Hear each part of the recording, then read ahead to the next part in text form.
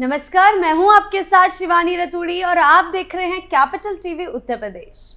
उत्तर प्रदेश में जिस तरह से पुलिस द्वारा लगातार ताबड़तोड़ कार्रवाई की जा रही है, उससे साफ दिखाई देता है कि अब अपराधियों के खिलाफ जरा भी नरमी नहीं बरती जा रही।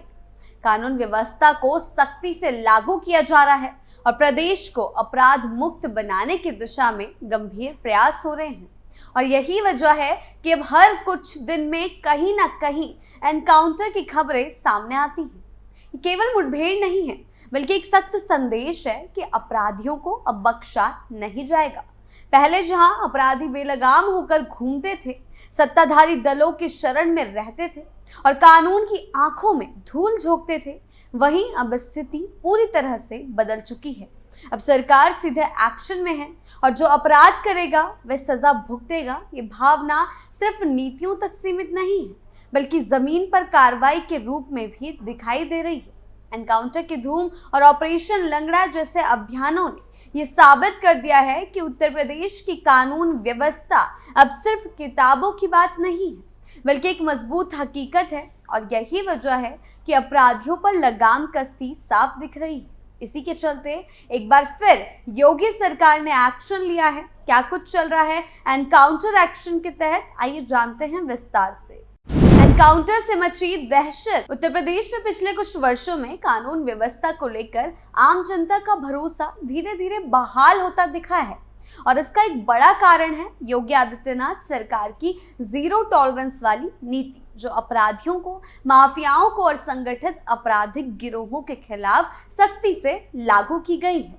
सरकार द्वारा पुलिस को खुली छूट दिए जाने के बाद अब पुलिस प्रशासन भी पूरी ताकत से उन अपराधियों पर शिकंजा कसने में जुटा हुआ है जो वर्षों से कानून की आंख में धूल झोंकते हुए खुलेआम घूम रहे थे या फिर भूमिगत हो गए थे। इस नई नीति के अंतर्गत पुलिस का काम सिर्फ गिरफ्तारी तक सीमित नहीं रहा, यानी कि योगी सरकार ने आते ही इस एक्शन पर काम किया, बल्कि अब अगर कोई अपराधी हथियार उठाता है या भागने की कोशिश करता है तो पुलिस भी बिना हिचक आत्मरक्षा में गोली चलाने से पीछे नहीं हटती।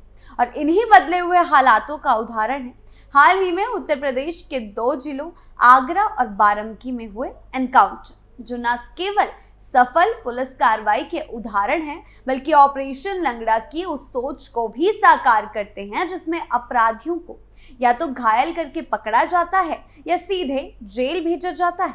खास बात यह है कि इन दोनों मामलों में अपराधी न केवल इनामी थे, बल्कि वर्षों से फरार भी चल रहे थे और पुलिस को लंबे समय से उनकी तलाश थी। जनता की नजर में ये घटनाएं एक मजबूत संदेश है। अब यूपी में अपराधियों की कोई जगह नहीं बची है।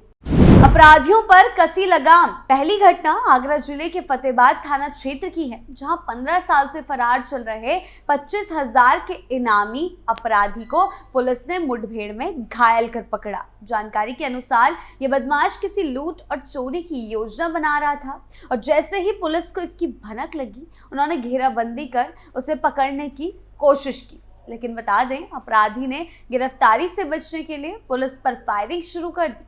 जवाबी फायरिंग में उसके दाहिने पैर के घुटने के नीचे गोली लग गई, यानी कि ऑपरेशन लंगड़ा के चलते उसके पैरों में गोली लग गई, जिससे वे घायल होकर जमीन पर गिर पड़ा और पुलिस ने उसे मौके पर ही गिरफ्तार कर लिया। पुलिस अधिकारियों ने बताया कि अपराधी हरियाणा में लंबे समय से छिपकर रह रहा था और उसका पुराना आपराधिक रिकॉर्ड भी काफी लंबा था। गिरफ्तारी होने के बाद उसे इलाज के लिए अस्पताल ले जाया गया और फिर कोर्ट में पेश कर जेल भेज दिया गया। पुलिस ने उसके पास से एक तमंचा, कारतूस और चोरी की कुछ नकदी भी बरामद की है। गिरफ्तारी इसलिए भी अहम मानी जा रही है क्योंकि आरोपी पिछले 1.5 दशक से पुलिस से बचता फिर रहा था और उसके खिलाफ कई गंभीर मामले दर्ज थे।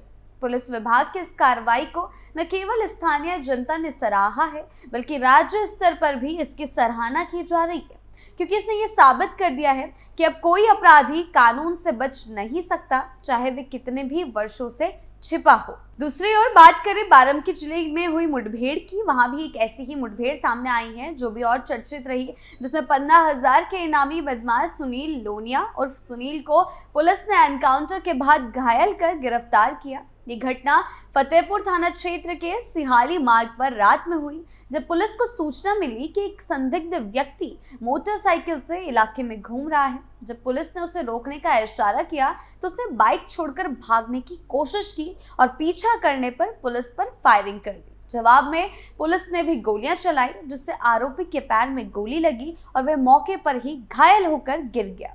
पुलिस ने उसकी तलाश की तो उसके पास से एक तमंचा, जिंदा कारतूस, एक खोखा और चोरी से संबंधित 1000 रुपए नकद बरामद भी की गए। पूछताछ में आरोपी ने बेहटी गांव में 3 से 4 जून की रात चोरी की वारदात को अंजाम देना स्वीकार किया, जिसमें उसने नकदी और जेवरात चुराए थे। इस मुठभेड़ से न केवल एक वांछित अपराधी पकड़ा गया, बल्कि उस पर दर्ज अन्य मामलों की भी परतें खुलने लगी। यानी कि एक अपराधी ने सिर्फ एक अपराध नहीं किया होता है, उसके पहले से भी कई आपराधिक मामले होते हैं। इस कार्रवाई से ये स्पष्ट हो गया कि पुलिस अब पूरी तैयारी के साथ काम कर रही है। सूचना मिलने पर तुरंत टीम गठित की जाती है, तकनीक की सहायता से निगरानी की जाती है और मौका मिलने पर कार्रवाई करने से हिचकिचाहट नहीं होती है। ये नए प्रकार की पुलिसिंग है, जिसमें त्वरित निर्णय, सटीक निशाना और कानूनी प्रक्रिया का पालन, तीनों चीजें साथ साथ चलती है और ये सिर्फ योगी सरकार के आने के बाद ही मुमकिन हुआ है। दोनों घटनाओं ने एक बार फिर ये सिद्ध कर दिया कि योगी सरकार कानून व्यवस्था को लेकर किसी भी प्रकार की ढील देने के मूड में नहीं है।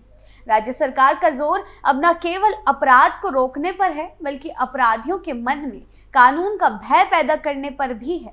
ऑपरेशन लंगड़ा इसी रणनीति का हिस्सा है, जिसमें पुलिस ऐसे अपराधियों को निशाना बना रही है जो न केवल फरार हैं, बल्कि हथियारबंद भी हैं और पुलिस कार्रवाई का विरोध करते हैं। इस ऑपरेशन का नाम ही अपने आप में एक संदेश है कि अगर कोई अपराधी आत्मसमर्पण नहीं करता और पुलिस पर गोली चलाता है, तो पुलिस भी जवाबी कार्रवाई में गोली चलाएगी और उसे लंगड़ा कर देगी, यानी उसे घायल कर पकड़ लिया जाएगा, जिससे वह भविष्य में अपराध करने की स्थिति में ना रहे। इस ऑपरेशन के अंतर्गत सैकड़ों अपराधियों को गिरफ्तार किया जा चुका है, जिनमें से कई गंभीर रूप से घायल हुए हैं।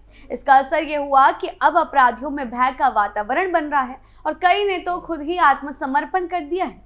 इसके साथ साथ जनता में भी पुलिस के प्रति विश्वास बढ़ा है, क्योंकि वो देख रहे हैं कि अब पुलिस सिर्फ कागजी कार्रवाई नहीं कर रही, बल्कि जमीन पर उतरकर ठोस कदम उठा रही है। हालांकि इस तरह की मुठभेड़ों को लेकर मानवाधिकार संगठनों और विपक्षी दलों की ओर से भी कई बार सवाल उठते हैं। उनके अनुसार हर मुठभेड़ को न्यायिक जांच के दायरे में लाना जरूरी है, ताकि ये सुनिश्चित हो सके कि कोई फर्जी एनकाउंटर ना हो रहा हो। लेकिन दूसरी ओर बात करें जमीनी सच्चाई की, तो कई बार अपराधी पुलिस पर सीधे फायरिंग करते हैं और उस स्थिति में पुलिस के पास आत्मरक्षा के अलावा कोई दूसरा विकल्प नहीं होता, जिसके चलते ऑपरेशन लंगड़ा जैसी स्कीमें काम की जाती है। हाल ही के मामलों में ये साफ देखा गया है कि दोनों अपराधियों ने पहले गोली चलाई, जिसके बाद पुलिस को भी जवाब देना पड़ा। ऐसे में इन मुठभेड़ों को एक तरफा कार्रवाई कहना सरासर गलत होगा।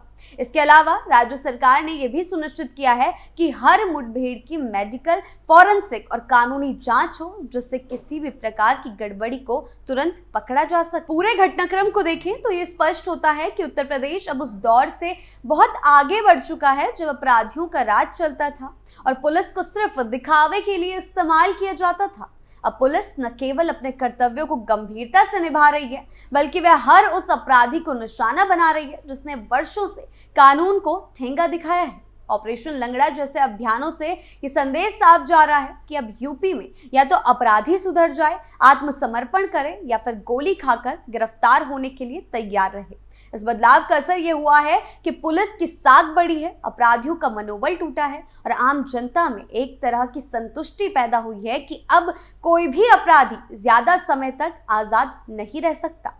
इस तरह की कार्रवाइयों को अगर इसी तरह से सुसंगठित, कानूनी और नैतिक दायरे में रहकर चलाया गया तो निश्चित रूप से उत्तर प्रदेश आने वाले समय में देश के सबसे सुरक्षित राज्य में शुमार हो सकता है।